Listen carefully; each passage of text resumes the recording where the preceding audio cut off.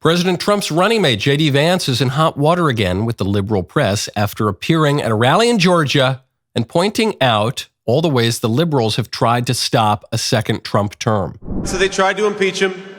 They failed at that, so they tried to put him in prison. They even tried to kill him. Now, reasonable people out there probably did not bat an eyelash at what J.D. said. He's just describing the things that we've all seen. But the libs are up in arms. Liberal podcaster and MSNBC contributor Tim Miller tweeted out, quote, J.D. Vance just said they even tried to kill him about Trump. This is deeply irresponsible. It's a lie. If he had one iota of integrity left, he would stop. Does Tim Miller think the shooter who nearly blew Trump's head off was just trying to trim his sideburns a little bit? What does he think happened exactly? Unless the issue is not with the word shoot, but with the word they. This is the latest liberal spin, that it's irresponsible to say they tried to kill him because there was only one shooter, and we don't know what his motivations were. Who's this they that the right-wingers are talking about? Let's put aside for a second all of the unanswered questions about the near assassination of President Trump, which is still being investigated. Let's put aside that we know the Biden administration refused Trump's requests for additional security. Let's put aside that a Democrat member of Congress tried to strip President Trump of his security. Let's put aside that we know Biden's FBI and Secret Service both lied about the attempted assassination, about the security requests, about the fact that Trump was even shot, and possibly about the shooter's one discovered social media account. Put all of that aside. The Democrats, up to and especially Joe Biden, have spent years calling Trump an existential threat to our country, to democracy itself. That's different than saying Trump's really bad or Trump's making our country worse or something. The premise that a political figure constitutes an existential threat justifies assassinating that political figure. Existential threat. The Democrats' persistent justification of assassination in principle constitutes trying to kill Trump. So J.D. spoke perfectly well. They, the liberal establishment, tried to kill him. And as their own words attest, they're still doing it today. I'm Michael Knowles. This is The Michael Knowles Show.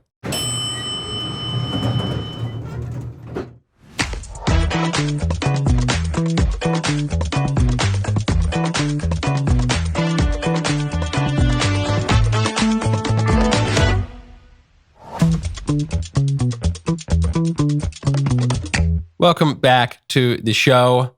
A major Democrat strategist, really smart left-wing thinker, David Axelrod, is warning Democrats that the exuberance for Kamala might be a little bit irrational. We'll get to why that is in just a moment. First, though, speaking of policy, I want to tell you about Policy Genius. Go to policygenius.com/Knowles. Life is unpredictable, but a good life insurance plan gives your family a financial safety net to protect against some of the unknowns.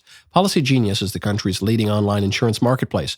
It makes choosing the right policy for your family easy and quick. With Policy Genius, you can find life insurance policies that start at just $292 per year for $1 million of coverage. Some options offer same-day approval and avoid unnecessary medical exams.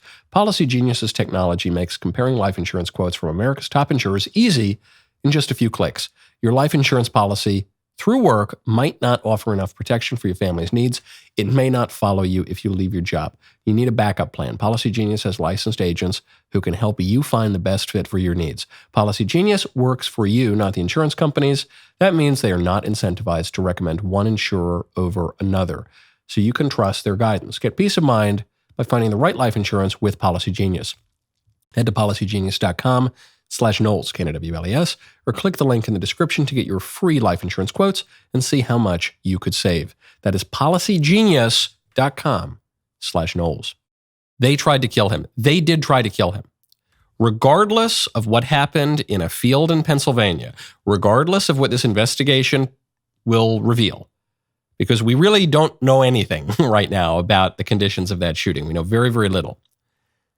Nevertheless, they tried to kill him. The moment you say so-and-so is Hitler, so-and-so is modeling his rise on the rise of the Nazis, so-and-so has a Hitlerian program, and especially, this is the key, so-and-so constitutes an existential threat to our country, you are justifying the assassination of that person.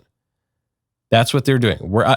You must recall, I am not a free speech absolutist or anything like that. I'm perfectly willing to acknowledge the consequences of speech. And the speech from Democrats up to and including Joe Biden at the very, very top, the speech has established the premise according to which assassination would be justified. Totally right. Not irresponsible in the least. Precise for JD to say they tried to kill him. And Trump is making this exact point at his rallies. Remember the words they use? They are a threat to democracy. They've been saying that about me for 7 years. I think I got shot because of that, okay? People said, he's a threat to democracy. No, I'm the one that is saving democracy. It's true. They're a threat.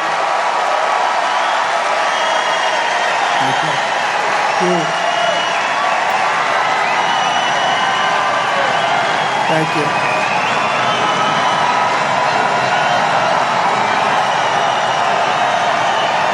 Wow. That's nice. This is powerful stuff. Listen to how long I cut off the applause, actually, before it even ended. You hear Trump there, wow, that's nice. Because Trump is in this speech, we'll get into some of the highlights, but he's going through, I'm going to support this policy, and my opponent supports this policy, and there's applause and there's cheering, but nothing like this. This is the key here.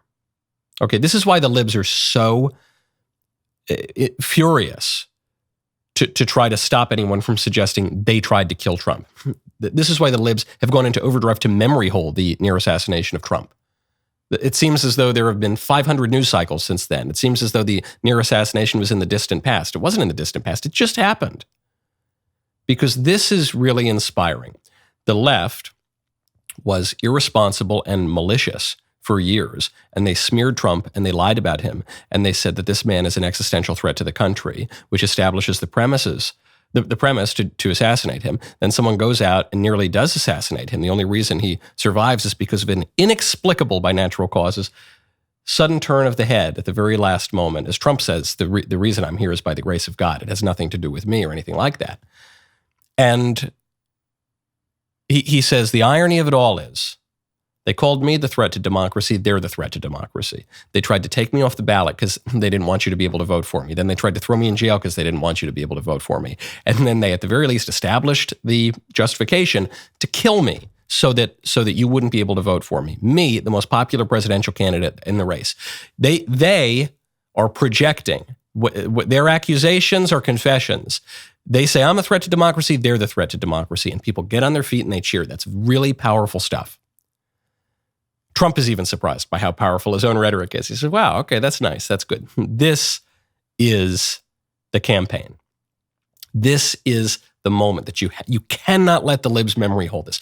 Keep coming back to this. I wish he still had the bandage on his ear. They are so, because the shooter missed. Had the shooter actually blown Trump's head off, at least the libs wouldn't have to deal with Trump anymore. It would have upended the presidential race, but they wouldn't have to deal with this guy Trump, the man that they've called an existential threat for years, and who they're still calling an existential threat. But the shooter missed. Trump survived.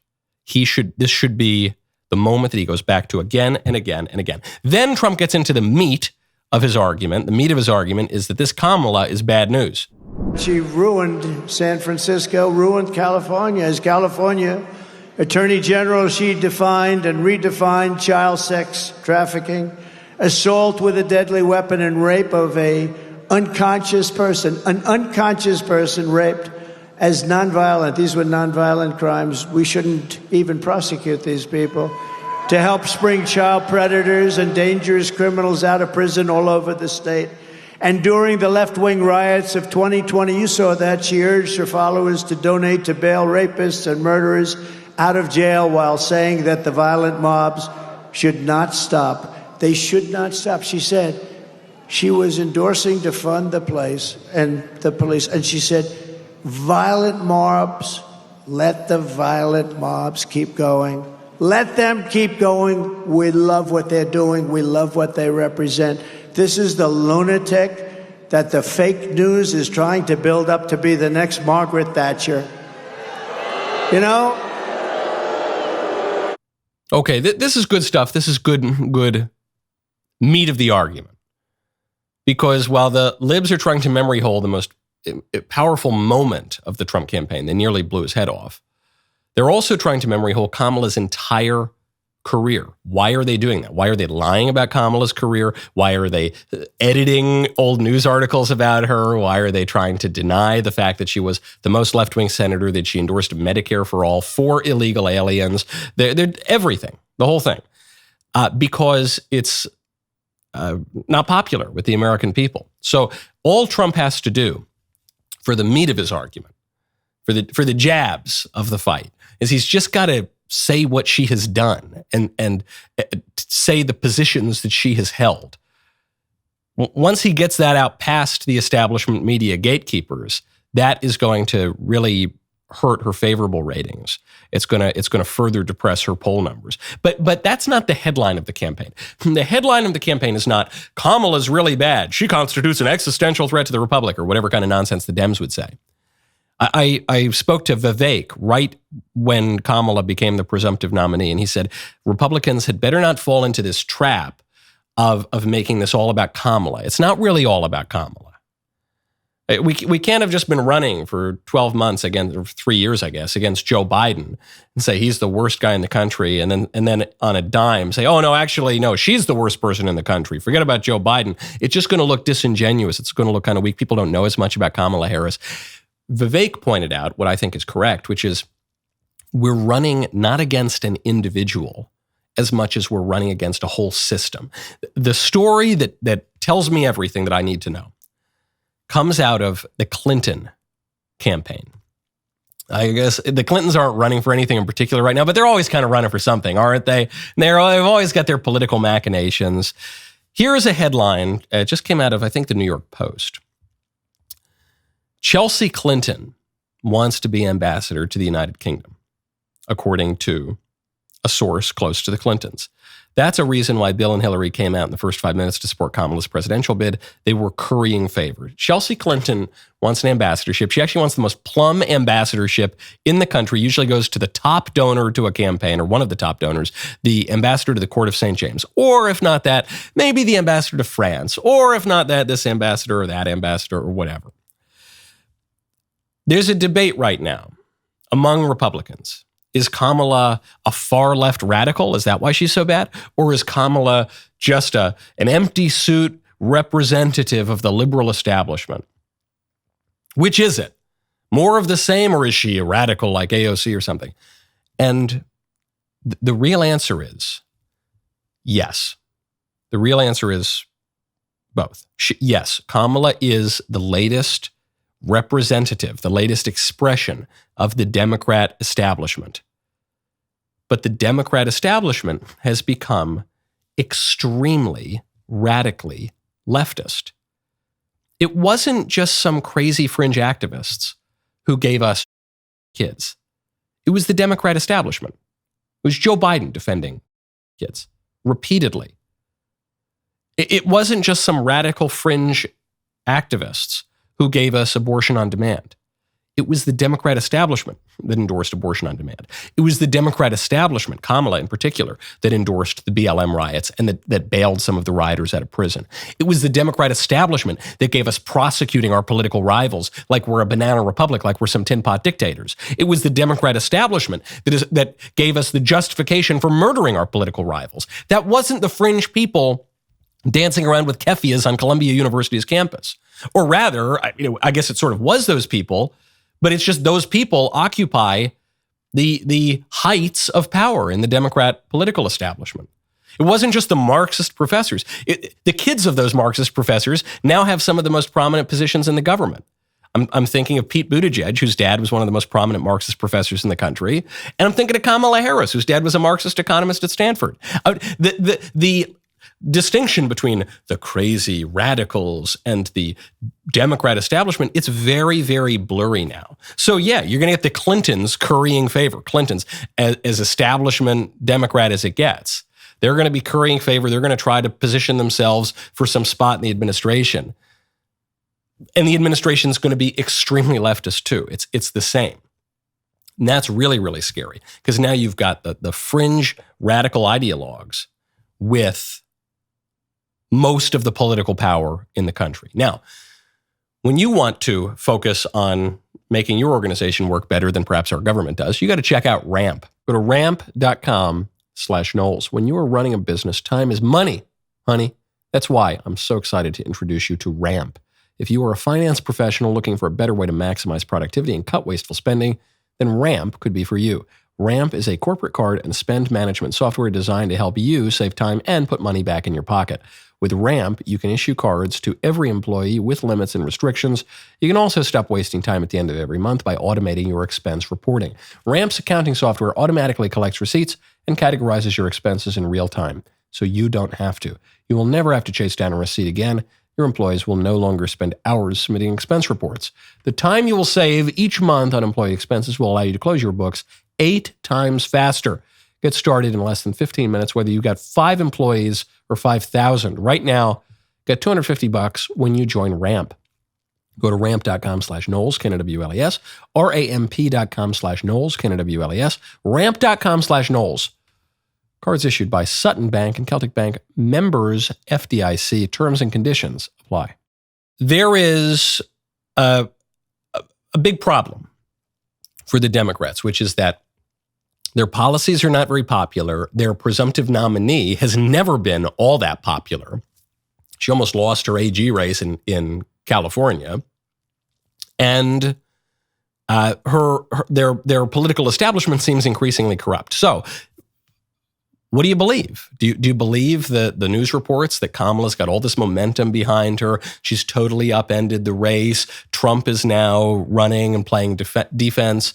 Well, I've said for a long time now, I don't think the fundamentals of the race have really changed all that much. And do you know who happens to agree with me? You don't need to take my right-wing word for it. You don't need to just wonder if I'm wish-casting. One of the most prominent Democrat strategists in the country, David Axelrod, the man behind Barack Obama's rise to power, seems to agree. Anyone, there's a lot of irrational exuberance on the side of, on the Democratic side of the aisle right now because there was despair for some period of time about what the November was going to look like. Now people feel like there's a chance, but it is absolutely Trump's race to lose right now. He is ahead, and he is ahead most of the battleground states. They're close. They could be won by either candidate, but there's a lot to be determined in the next 90 whatever days, 96 or whatever it is left. Yeah, I think it's a wide open race, but Trump has the advantage right now, and everybody should be sober about that on the Democratic side. I think he's totally right. There is exuberance. Kamala's poll numbers are okay. People seem more excited about her than they were about Joe Biden. So there is an exuberance, but it's an irrational exuberance because the fundamentals of the race have not changed. The economy is as bad as it was. The border is as bad as it was. Actually, now you're running not just against the president, Joe Biden, under whose watch the border situation's gotten so terrible, but you're actually running against the border czar, the woman who was put in charge of fixing the border problem, and she totally failed at it. So in that way, maybe this is an improvement for Republicans. Foreign affairs hasn't really changed. We seem to be inching ever closer to World War III. Trump still was very nearly assassinated a few weeks ago. Trump still avoided putting on an orange jumpsuit and has been prosecuted by his political rivals. Trump still had a better presidency than Biden did, than the Biden-Harris administration. So the fundamentals are the same. You've just got to tick away at some of that irrational exuberance. It's a lot easier to get rid of irrational exuberance than it is to get rid of rational exuberance. And I think Axelrod is totally right. The relief that Democrats are feeling, oh, thank goodness we don't have to run this cadaver, is fleeting because they're running a woman who frankly is not not much better. So the question then is, should Trump debate Kamala? You want to hear the most dishonest headline I've read? Well, I don't know, in days now. There are dishonest headlines every day. But here's the most dishonest one I've read in a while. It's from New York Times, of course. Trump cancels a debate with Harris on ABC News and pitches one on Fox News instead. That is a complete lie. President Trump did not cancel a debate with Harris. President Trump never agreed to a debate with Harris. President Trump agreed to 2 debates with Joe Biden, the then Democrat nominee for president. One on CNN, one on ABC. And then Trump so destroyed Biden at the first debate on CNN, even though all the rules were stacked against Trump and in favor of Biden, he so obliterated Biden on the debate stage that Biden is no longer the nominee. It's the most decisive debate win in American presidential history. So now there's a new presumptive nominee. She's not even the official nominee yet. We haven't even had the Democrat National Convention yet. She's never won a single primary vote while she was running for president.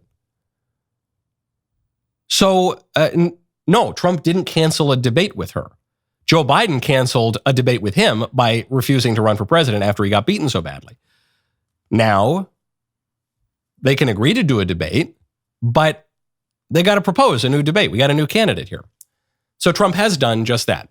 Trump has proposed a debate on Fox News. He posted on Truth Social, Kamala Harris doesn't have the mental capacity to do a real debate against me scheduled for September 4th in Pennsylvania. She's afraid to do it because there's no way she can justify her corrupt and open borders, the environmental destruction of our country, the Afghanistan embarrassment, runaway inflation, terrible economy, high interest rates and taxes, and her years-long fight to stop the words Merry Christmas. I love that. I love it. He just weaves in the really heavy structural economic issues with the, I think, just as serious, in some ways maybe more serious, cultural and social issues. He goes, I'll see her on September 4th or I won't see her at all. She's acknowledged to be the worst vice president in history, which works very nicely against the worst president, crooked Joe Biden. The combination of these 2 low IQ individuals have destroyed our country, but we will make America great again. I love this. But does it mean that Trump is going to debate Kamala or not? We'll get to that in 1 second. First, though, talking about all sorts of excitement, I want to talk to you about Roe Sparks. Go to roe.co/Knowles. Man, have you heard about Roe Sparks? This dual action prescription merges the powerhouse ingredients found in generic Viagra and Cialis, sildenafil and tadalafil into one formidable treatment. But it's not merely about the ingredients in the medication, it's how you're taking it. That's why Roe Sparks are designed to dissolve under your tongue. Roe Sparks keep you present with your partner instead of waiting for a pill to work. Roe Sparks leverages the benefits of sublingual administration, meaning the tablet dissolves under your tongue. This method allows for fast absorption directly into the bloodstream, bypassing the digestive system. Plus, tadalafil, the active ingredient in Cialis, is really fun to pronounce, and it lasts in the system for up to 36 hours. So when the mood is right, you'll be ready without another dose. For treatment that works fast and lasts long, connect with a provider at roe.co/Knowles to find out if Roe Sparks are right for you. That's roe.co/Knowles. That's a great example of assonance. O. Again, roe.co/Knowles. Compounded drugs are permitted to be prescribed under federal law, but are not FDA approved and do not undergo FDA safety, effectiveness, or manufacturing review. Only available if prescribed after an online consultation with a provider. roe.co/Knowles. Also, folks, speaking of preservatives, preserve your cigars while traveling with the brand new Mayflower Cigars Travel Humidor. You know, sometimes a cigar is just a cigar, but the Mayflower cigars are not just, they're excellent cigars, okay?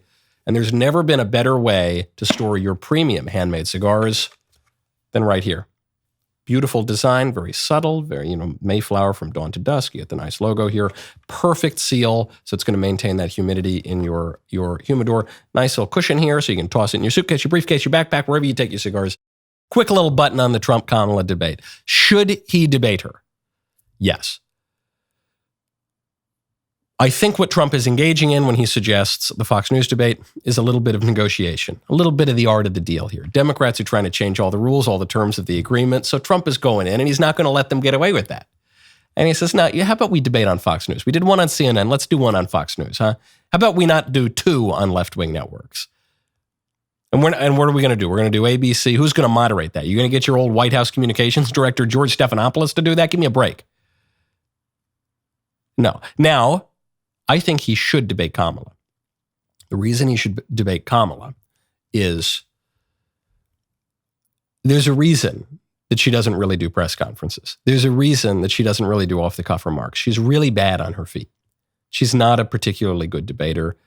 She didn't do very well against Mike Pence in 2020. Most of her debate style is just her saying, excuse me, I'm talking. And she just kind of interrupts in this really ugly way that I think turns off most people who are not already on board.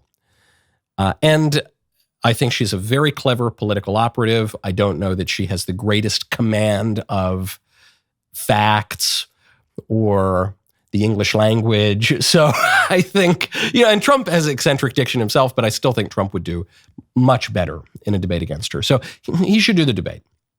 It would be better for him. But he's engaging in a negotiation here. Maybe the compromise that they reach is they go right back to CNN and they get the exact same moderators and they have a replay of the first debate. That first debate was meant to give Biden all of the advantage. You have all these two liberal moderators on a liberal network with rules that benefit the liberal candidate. Trump happened to just hit a grand slam. Okay, maybe we go back, we do the same thing. I'm giving in to you, Kamala. You get your liberal moderators, you get your liberal network, you get your liberal rules, but you're giving in to me because you're going into the same place where I destroyed your predecessor, so much so that now you're the nominee. At least one person is apparently excited for Kamala. That would be 99-year-old former President Jimmy Carter. Jimmy Carter has been in hospice now since, I think, the late 90s. And he's been in hospice for something like a year and a half or something now. I mean, it's really impressive. And he's still alive. Usually people stay in hospice for days or weeks, maybe a few months. Jimmy Carter has now been there for a real long time, since last February. He will turn 100 if he makes it to October 1st, and he says he's going to try to make it, not to turn 100. According to Jimmy Carter's son, Chip, he says, I'm only trying to make it to vote for Kamala Harris.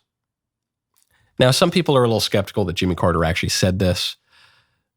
Jimmy Carter showed up to the funeral for his wife, and he was looking pretty frail. However, he was still talking to people. He's got real tenacity. So maybe he did say this. It sounds a little bit like those stories, I told my 3-year-old that Roe v. Wade was overruled, and she wrote this poem or something, and then everyone in the TSA line applauded. And it sounds a little fanciful, but I don't know. Maybe he really said it. Maybe he really said, I am only trying to make it so that I can vote for Kamala Harris. But if that is true, the joke's on him. Because if Jimmy Carter goes to his eternal reward before November, then it's guaranteed that he'll vote for Kamala Harris. In some ways, he is more likely to vote for Kamala Harris if he does pass on into the life of the world to come before November than afterward. Just knowing how Democrat voting goes. Jokes aside, I can't be partisan about this. I can't be, Carter was a terrible president and all that shit. I can't be partisan. It is impressive.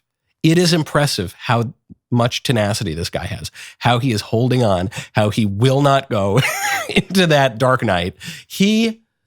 Jimmy Carter at 99 and a half is probably more with it and capable than Joe Biden. And frankly, the real deep read of this is, why is he holding on? He's not holding on to reach 100. He's not holding on to vote for Kamala. He's holding on because at this rate, Jimmy Carter might well be the Democrat nominee for 2024. Speaking of tenacity, Imane Khelif, this boxer who some are calling a man, some are insisting it's a woman, some are saying this person, regardless of whether a man or a woman, should not be boxing in the women's league. The Olympian who's made all the headlines. Just destroyed another woman boxer. This would be Hungary's Anna Luka Hamori. No surprise there. If you look at pictures of Imane Khelif and you look at pictures of the women that this person is to fight, you don't need to be a brilliant gambler to know you'd put all your money on Khelif. So at the same time that this news breaks, Redux magazine comes out and says the European vice president of the World Boxing Organization has come forward to confirm that Algerian boxer Imane Khelif is male. Istvan Kovac says he warned the Olympic Committee about several male boxers in the women's category, but nothing was done. So again, I'm just reading to you what Redux Mag is reporting. I'm not coming to any conclusions on whether this boxer is a man or a woman or simply confused. On top of that, the IOC president, the president of the Olympics, had to correct himself on the matter of Imane Khelif. The IOC issued a correction, said in today's IOC Paris 2024 press briefing, IOC President Bach said, but I repeat here, this is not a DSD case, meaning disorder of sexual development. This is about a woman taking part in a women's competition, and I think I've explained it many times. What was intended was, but I repeat here, this is not a transgender case. This is about a woman taking part in a women's competition, and I think I've explained this many times. So what the IOC president is saying is, no, it's not that Imane Khelif is transgender. It's not that this is a man who identifies as a woman. It would seem that the implication from the correction is this is a DSD case, and DSD means disorder of sexual development, difference of sexual development. That can refer to basically any sexual birth defect where the sex is ambiguous, where genitalia are atypical, where chromosomes or gonads or really anything pertaining to sexual development is a little bit off. So we don't know what this means. We don't know what gonads this person was born with. We don't really know what the chromosomes of this person are. We've heard reports, but we don't really know. We don't know, okay? And so I think, again, this further affirms the wisdom of my perspective about this, which is, hold on, why are women boxing in the first place? But I discussed that on the show on Friday, even after a lot of it was censored from my show on Thursday. The scandal here is not that the boxer might be a man. The scandal is that the debate is even possible. That's the scandal. Is Imane Khelif a man? I don't know. What are you asking me for? I don't know. The Olympics seems to disagree with the boxing group, with the this and the that, and who knows? The reason this debate is possible is because we no longer can define what a woman is. And I know some people say, well, a woman is an adult human female. Okay, that's a pretty reductive definition of a woman. The fact that we don't know what a woman is shows you something about how our culture has atrophied, how our collective intelligence has atrophied, how the very meaning of sex has atrophied. It used to be that you could identify a woman not merely by her chromosomes, but by how she dressed, how she acted, how she talked, by the kinds of things that she would do, the activities that she would take part in. Used to be, not so long ago, about a dozen years ago, certainly 25 years ago, that if a person was boxing, you could know with pretty much 100% certainty that person was a man. Because boxing was not the sort of thing women did. Used to be, call me an old fuddy-duddy, I don't know, 10, 20, 30 years ago, when someone was wearing a dress, that person was, with 99%, 100% certainty, a woman. Maybe the exception for a glam rock star or someone in a red light district. But generally speaking, that was a woman. Used to be the case that sex was not merely biological. Now sex isn't even biological. The left says sex has nothing to do with biology. The right says sex has everything to do with biology. No, it used to be, there's a biological basis, there's a physical expression of it, but then there's a social and enacted expression of it. You dressed a certain way. You behaved in a womanly way if you were a woman. When a man behaved in a womanly way, that was actually called womanish. That was bad. Womanish carries a negative connotation. Womanly carries a positive connotation, and it's based on who's doing it. who's performing the role of a woman. And it used to be that there was a role to perform, and there was a role for men to perform if you wanted to be a man, and that wasn't a bad thing. Now that's considered a punchline. The notion that a man ought to act like a man or a woman ought to act like a woman. That's considered the height of barbarism. What only the sort of thing a knuckle-dragging troglodyte would suggest. Seemed to me society worked a little bit better back then. When girls were girls and men were men, Mr. We could use a man like Herbert Hoover again. Speaking of scandals, Kamala Harris's husband apparently cheated on his first wife. So Kamala Harris is this guy's second wife. He was previously married, has kids from his first marriage, but his marriage broke up, and now apparently this might have had something to do with him cheating on his wife. I'm not exposing a private sin here. I even hesitated to talk about it, but I think it's politically relevant. This is now being widely reported. So, according to the Daily Mail, he cheated with the nanny, with his daughter's nanny, and this really damaged his marriage, and obviously the marriage ultimately broke up, and then he had a second marriage, and he knew that this was going to come out at some point.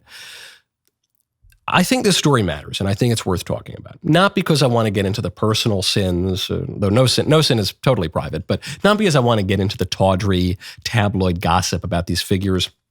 I certainly don't want to get into the tabloid gossip about politicians' families. It's ugly stuff. It's already being reported, so we're not breaking any news here. The reason this story matters is it takes the wind out of the sails of this election as a referendum on Trump's supposedly bad character. This was one of the things Biden pitched when he ran in 2020. He said, we're going to restore dignity to America. Okay, we're going to restore the soul of America. Bring dignity back to the White House. That's what George W. Bush ran on against after the Bill Clinton era of the 1990s. But these people don't have better character than Trump. You can attack anything Trump's done. Oh, he shouldn't have done this. He shouldn't have done that. Yeah, maybe. But his opponents do not have better character than Trump does. In fact, I think their character is much worse. This is why Willie Brown matters.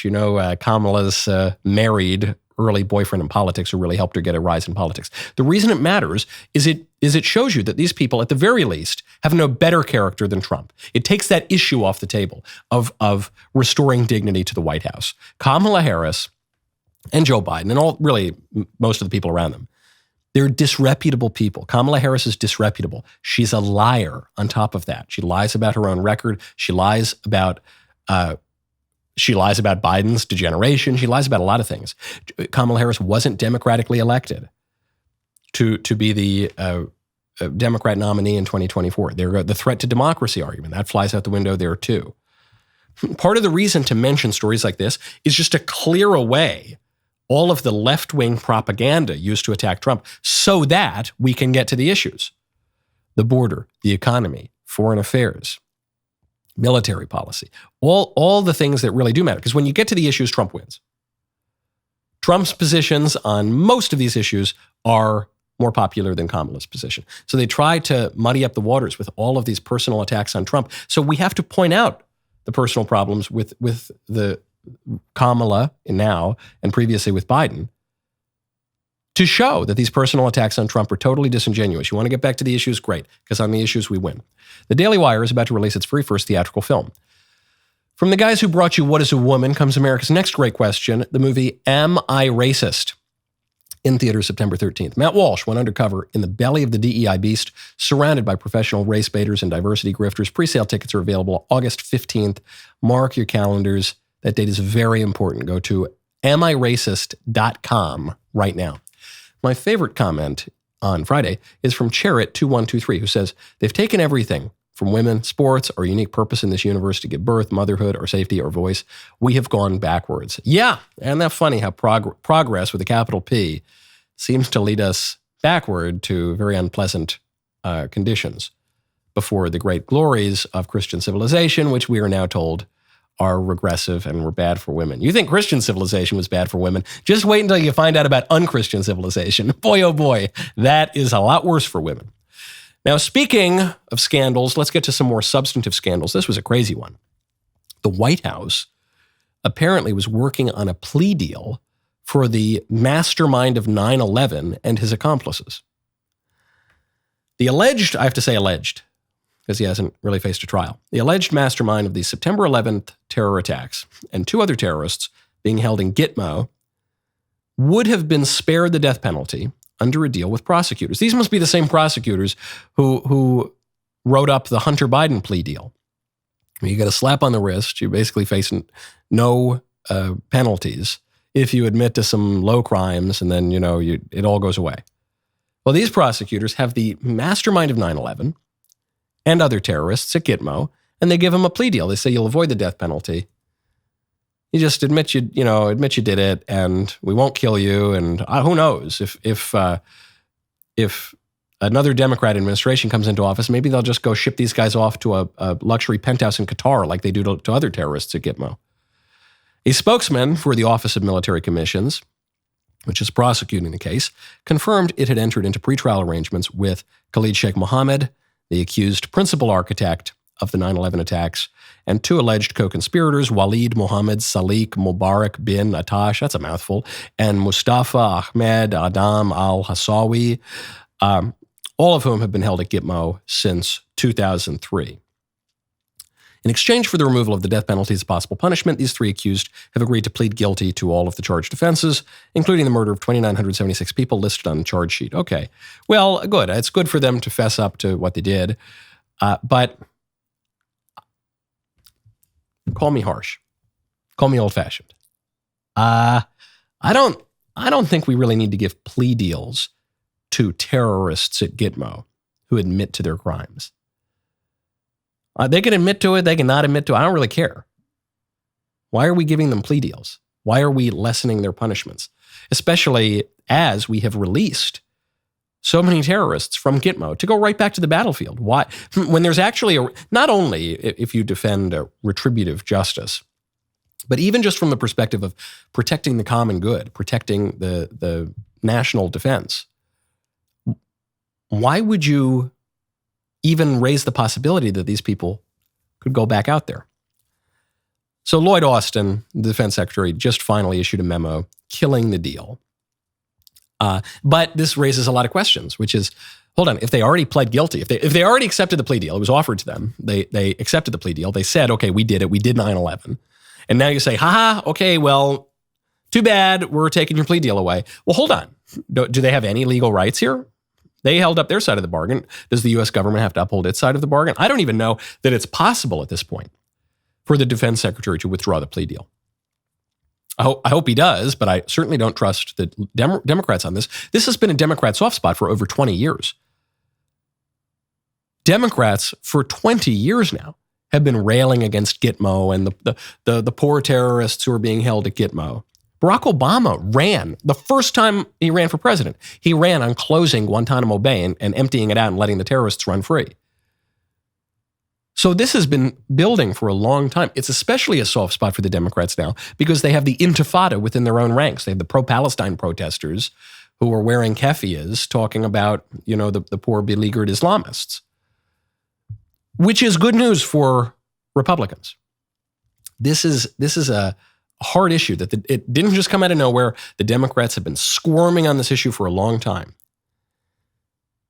If they don't go soft on Islamic terrorists, their base is going to hate them. That's been true for a long time. Obama had to campaign on it. But if they do go soft on Islamic terrorists, normal Americans are going to hate them, and they're not going to vote for them in November. Now, you add on to this, the Democrats need to maintain the Muslim vote, especially in a swing state like Michigan. But if now zooming out to one of the present global conflicts, if they curry too much favor with the Muslim vote in Michigan, they're going to turn off the pro-Israel vote, which they need. But if they go too heavy on the pro-Israel side, they're going to alienate the Muslims in a swing state, which could flip it to the Republicans. They're in a really tight spot. And so what do I want to see happen? Well, I'd like the people behind 9/11 to be behind bars or executed. Either of those, I guess, is fine with me.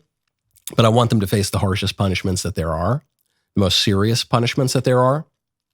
As a matter of electoral politics, though, I just want the Democrats to squirm. Keep squirming on this. Hey, leftists. Hey, keffiyeh-wearing activists. You're going to put up with this? These Democrats are holding the poor, beleaguered Islamists at Gitmo for over 20 years now without a trial, without a plea deal? You're going to let them get away with that? Come on, I want you to take to the streets. Leftists, you demand justice for Khalid Sheikh Mohammed. Go on out there and make sure you wave big Democrat signs when you're at those rallies. Maybe burn some American flags. You usually do that, so make sure you get that in the image too. I want you to really bring some pressure to bear on this Democrat administration. Make them sweat. You're already seeing this from some of the really prominent activists because there's a big question now. Who is Kamala going to pick for her running mate? Assuming it would appear that she's the Democrat nominee, so who's she going to pick for her running mate? One of the leading contenders would be a smart choice. It would be Josh Shapiro, who's the governor of Pennsylvania. Democrats have to win Pennsylvania. This is a must-win state. All the swing states matter, but Pennsylvania really matters. Josh Shapiro is a popular governor there, but Josh Shapiro's got a real weakness right now, namely his last name, because the Dems are not so hot on a certain ancient nomadic tribe right now. So Cynthia Nixon, who's a very popular left-wing activist, and she was an actress, she was a bunch of shows, she is begging Kamala, don't pick Shapiro. Cynthia Nixon says Trump's VP pick was a serious unforced error. Please don't make that same mistake, Kamala. Will you be about more of the same decaying old school politics or someone who unifies and energizes the base? Shapiro is a serious unforced error. And this is in response to a post about Palestinian rights and Palestine liberation movement. So what's funny here is pretty much all of the VP contenders that have been raised for Kamala have roughly the same view on Israel-Palestine. So why is Shapiro the unforced error? It would seem to me because of his last name and his membership in the aforementioned ancient tribe. And I love this conundrum for the Democrats. On the one hand, he's the best choice because they got to win Pennsylvania. On the other hand, he's the worst choice because the Democrat grassroots activists hate the Jews. So what are they going to do? For me, I hope she picks Shapiro because I'm nervous about losing Pennsylvania, but I think the Democrat activist base right now hates the Jews in Israel more than they want to win Pennsylvania. And I think Cynthia Nixon is proving me right, and I think the campus intifada is proving me right. And so go ahead, Kamala, let's go. Pick your best choice is also your worst choice. That is a position that I want my opponent to be in. Today is Music Monday. The show continues in the member room segmentum. You do not want to miss it. Become a member. Use code Knowles, Canada BLAS to check out for 2 months free on all annual plans.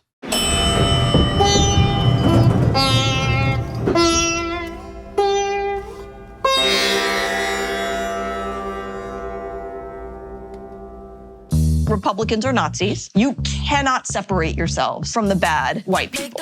Growing up, I never thought much about race. It never really seemed to matter that much, at least not to me. Am I racist? I would really appreciate it if you left. I'm trying to learn. I'm on this journey. If I'm going to sort this out, I need to go deeper undercover.